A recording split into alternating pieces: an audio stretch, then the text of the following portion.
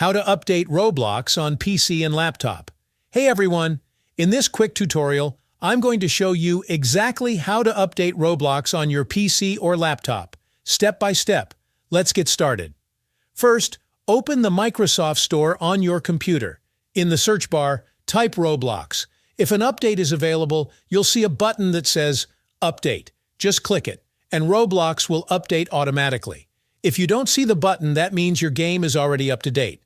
Now, another way is through the Roblox website. Open your browser and go to roblox.com. Log in, pick any game, and click Play. Roblox will launch in your client.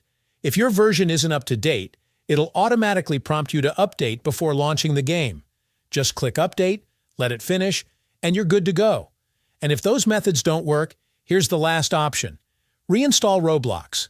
Just go to your PC settings, find Roblox under Apps and Features, and click Uninstall. Then, reinstall it from the Microsoft Store or roblox.com, and you'll have the latest version right away. And that's it. 3 quick and easy ways to update Roblox on your computer. If this helped, don't forget to hit like and subscribe for more simple tutorials.